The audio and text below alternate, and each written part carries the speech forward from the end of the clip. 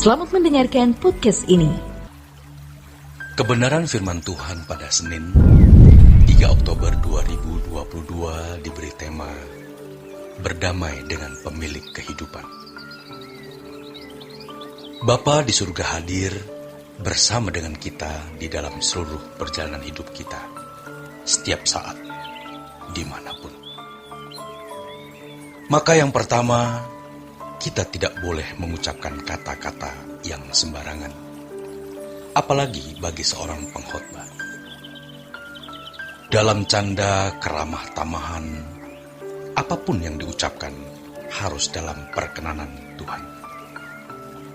Sebab menjadi juru bicara Tuhan di mimbar harus dimulai dari menjadi juru bicara Tuhan setiap hari. Sebelum berbicara kepada jemaat, dia harus berbicara kepada istri, anak-anak, orang tua, tetangga, family, dan Roh Kudus pasti menuntunnya untuk berbicara. Roh Kudus menuntun dalam segala hal, sehingga kita mengerti apa yang patut diucapkan dan apa yang tidak patut diucapkan. Dan yang kedua adalah segala sesuatu kita lakukan untuk Tuhan. Bagaimana untuk mencapai hidup yang berhasil? Jawabnya sederhana. Berdamailah dengan pemilik kehidupan.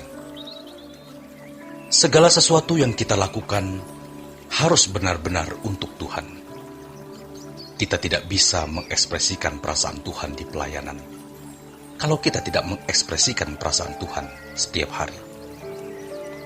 Hal itu harus terus kita latih agar kita bisa melakukannya.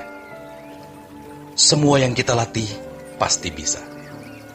Inilah cara mencapai sukses dalam melayani Tuhan. Bukan menjadi pendeta yang terkenal atau yang jemaatnya banyak. Itu bukan ukuran sukses. Ukurannya yaitu kita bisa mengekspresikan perasaan Tuhan dalam kehidupan setiap hari, juga di pelayanan gerejawi. Hidup kita bisa sukses dalam perspektif Tuhan yang akurasi atau ketepatannya sempurna kalau kita berdamai dengan pemilik kehidupan. Saudaraku, tidak mudah berdamai dengan pemilik kehidupan karena Allah tidak kelihatan. Kehendaknya memiliki standar yang sangat tinggi, standar kekudusan yang sangat tinggi. Sementara kita adalah manusia yang hidup di bawah hukum dosa. Bukan sekedar hukuman dosa, melainkan hukum dosa, yaitu kecenderungan tidak melakukan kehendak Allah atau kemelesetan, ketidakmungkinan untuk bisa tepat. Tidak mudah, bukan? Tetapi semua yang kita perjuangkan dengan sungguh-sungguh, kita latih, itu bisa. Sama seperti orang yang belajar musik, naik sepeda, mengendarai mobil, semua dimulai dari kesulitan. Tetapi lambat laun akan menjadi mudah. Saudaraku, Allah memungkinkan kita untuk hidup dalam perdamaian dengan Dia.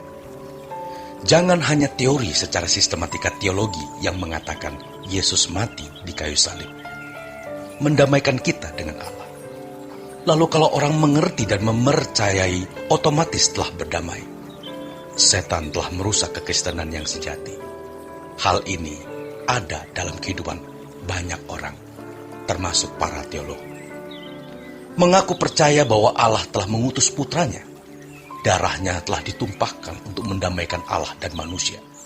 Dengan mengerti dan mempercayai hal itu, sudah dinilai berdamai. Seperti kalau seseorang mengerti Yesus Tuhan dan Juru Selamat, lalu mengakui dan mempercayai, apakah berarti sudah selamat?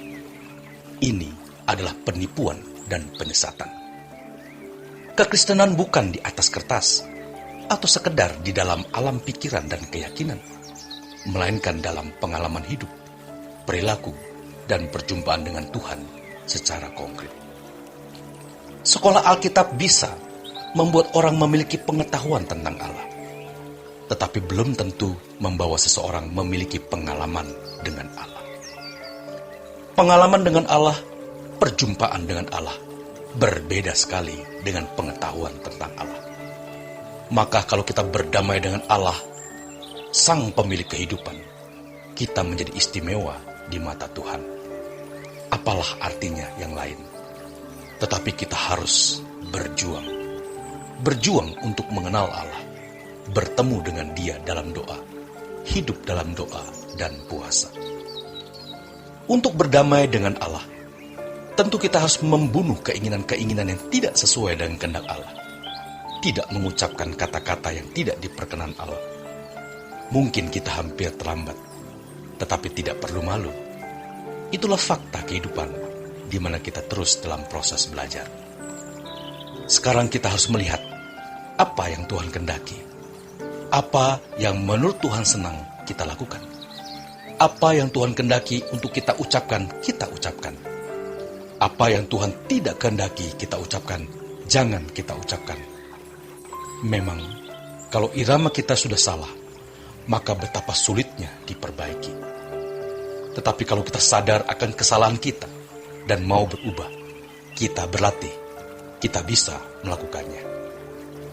Berdamai dengan Pemilik kehidupan bukan hanya secara teori, kita mengerti dan mengakui. Yesus mati di kayu salib memperdamaikan kita. Tetapi kita harus hidup di dalam kebenaran atau dalam doktrin yang benar itu. Berdamai bukanlah teori, berdamai itu pengalaman. Sebab Tuhan bukan secari kertas yang di atasnya ada doktrin-doktrin tentang Tuhan. Dia Allah yang hidup, yang harus dijumpai dan dialami. Karenanya, berurusan dengan Tuhan itu tidak mudah, karena Allah punya standar kekudusan yang tinggi. Tetapi kalau kita terus berlatih, Tuhan akan membukakan rahasia-rahasia kebenarannya, memberikan kita kecerdasan rohani untuk bisa memiliki kepekaan terhadap pikiran, perasaan Tuhan. Lalu kita membunuh keinginan-keinginan daging melalui peristiwa-peristiwa hidup yang Tuhan izinkan kita alami. Selamat berjuang, saudaraku. Tuhan Yesus memberkati.